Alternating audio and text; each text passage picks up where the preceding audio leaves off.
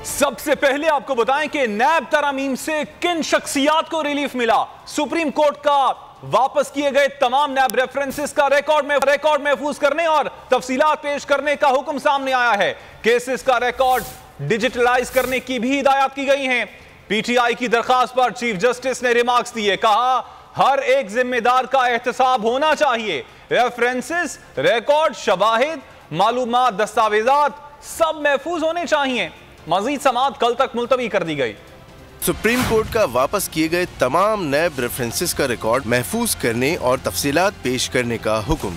तहरीक इंसाफ की दरख्वास्त पर नैब तरामीम के खिलाफ दरख्वास्त की समाअत चीफ जस्टिस उमर अता बंदियाल की सरबराही में 3 रुकनी खुसूसी बेंच ने समाअत की। पीटीआई के वकील ख्वाजा हारिस ने कहा रेंटल पावर समेत बड़े मुकदमात खत्म कर दिए गए। जस्टिस मंसूर अली शाह ने कहा कि हम कानून डिजाइन करके पार्लियामेंट को कैसे भेज सकते हैं। कल कोई शहरी आ जाएगा कि 10 रुपए करप्शन पर भी नैब तहकीकात करे। ये सिलसिला कहीं तो रुकना चाहिए। हम पार्लियामान के उमूर में क्यों और कैसे मदाखलत कर सकते हैं। चीफ जस्टिस ने कहा नैब से पूछेंगे कि वापस आने वाले रेफरेंस कहां जा रहे हैं। मुमकिन है वापस होने वाले रेफरेंस दोबारा दायर हों या किसी और अदालत जाएं। हर एक जिम्मेदार का एहतसाब होना चाहिए। रेफरेंसेस, रिकॉर्ड, शवाहिद, मालूमात, दस्तावेजात सब महफूज होना चाहिए। हर चीज की फहरिस्त मुरतब करके महफूज की जाए। सुप्रीम कोर्ट ने हिदायत दी कि तमाम रिकॉर्ड को डिजिटलाइज किया जाए। अगर आपको ये वीडियो पसंद आई तो हमारे चैनल को सब्सक्राइब करें और बेल आइकन पर क्लिक करें।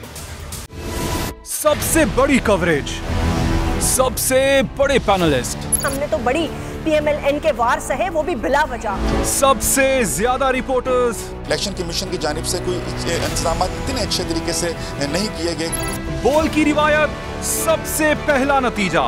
अहम खबर है बहावलनगर भी कप्तान का, पीटीआई कामयाब, मुकम्मल गैर हतमी गैर सरकारी नतीजा सिर्फ बोल न्यूज पर। लम्हा बा लम्हा इलेक्शन की खबर सिर्फ बोल पर। सब्सक्राइब करें और बेल दबाएं ताकि कोई खबर रह न जाए।